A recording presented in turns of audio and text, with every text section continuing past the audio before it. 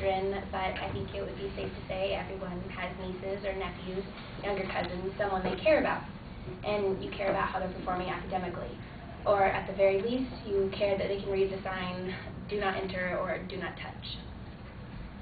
Today my goal is to introduce you to some of the benefits early literacy programs can provide. I will be covering at what age the programs are introduced to children, what the early literacy program actually entails, and how they are overall benefiting children's academic performances. While there's no definite answer on what age constitutes early, we just have to assume that it refers to a point before the child enters a structured school system. Head Start programs such as Southwest Human Development and For the Child USA have tried to define it a little more for us by breaking it down into two age divisions. One being infants and the second being toddlers. So now that we know at what age these little readers are getting their Head Start, we can look at what a program actually entails that they would be involved in. A great example is the Children's Family Commission of Orange County Literacy Program. It's one of the largest in the area, and they're also partnered with a nationwide Raising a Reader and Reach Out and Read. With every organization, it's imperative to get the word out there. And the first step of doing that is having volunteers go out and inform parents about the importance of reading with their children, especially in the crucial years from age of birth to 5. These volunteers are speaking at daycares, preschools, children's hospitals, and other various places. And the message they are putting forth is that parents need to realize and reinforce the importance of reading and writing with their kids, and these literacy programs are giving them the tools to do so. Such as Raising a Reader, who I previously mentioned, they provide a sturdy red bag filled with 4 high-quality, developmentally appropriate, multicultural children's books. Cool. Over the course of the program's year, the children and their families are exposed to a wide range of titles, providing them both with a mirror reflecting their own world and a window to the world beyond. Additionally, getting involved with the program is fairly simple. Many have host agencies where you can go and sign up, and you can find these locations agencies on the program's website. You will find a drop box there where you can find your city and the corresponding literacy program in your area. And good news, these Head Starts are benefiting children not only in reading but in other areas of English as well. They are improving spelling, vocabulary, and speaking skills, promoting not only reading to yourself but to read aloud. For 10 years, one of the previously mentioned, Raise a Reader, has been a leader in evidence-based literacy programs for young children. Outcome data demonstrates in the area of San Francisco County, there was a 75% increase in the number of parents who shared books with children 5 or more times per week since 2003.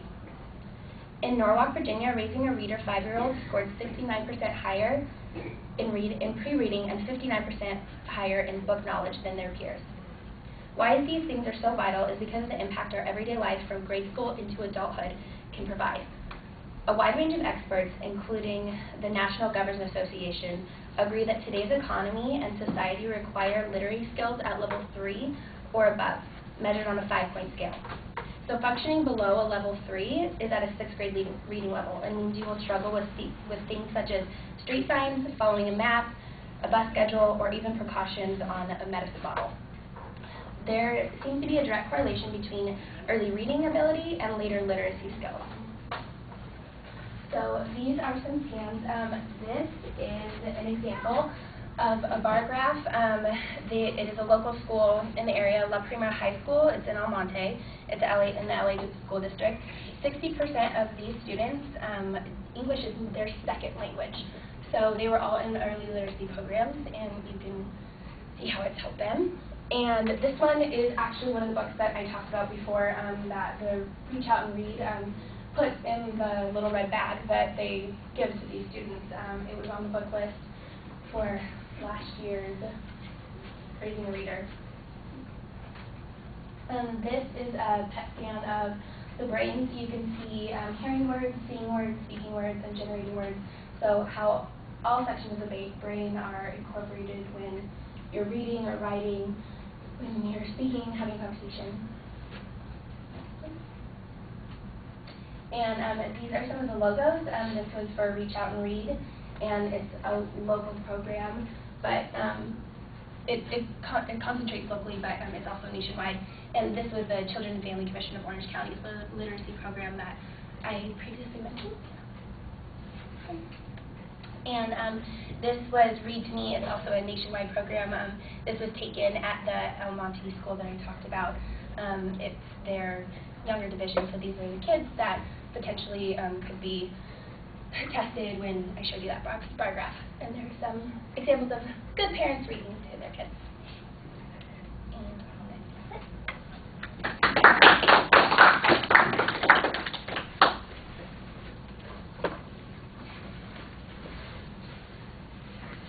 All right, Nolan, you were going to take over, right? So I thought your voice projection was pretty good, and you scanned the audience at first a lot, and then you started reading off your note cards a little bit too much. I liked the scan of the brain, and your pictures seemed pretty good. You had a lot of stats, which is good, and stuff like that.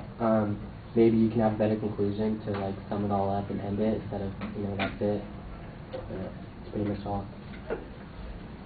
Oh, and maybe give an example of why you chose what you chose.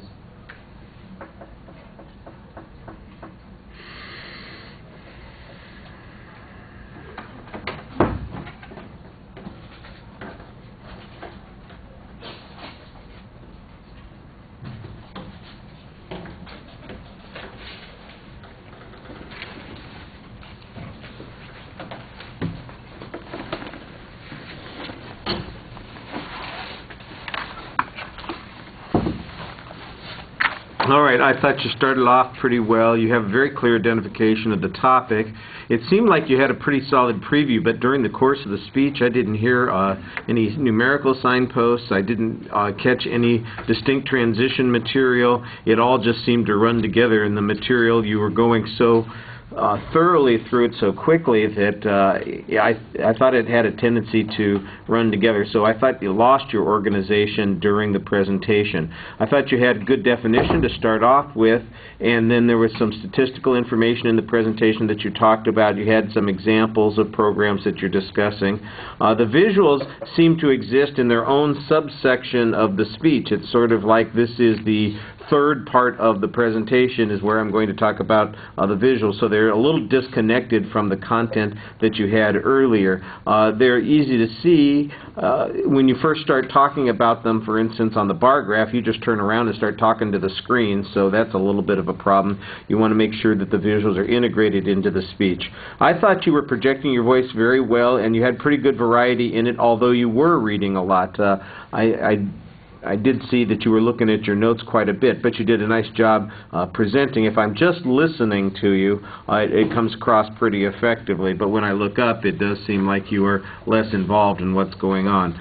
So organization issues and integrating the visuals would be the two big things that you need to work on a little bit more. All right, thank you.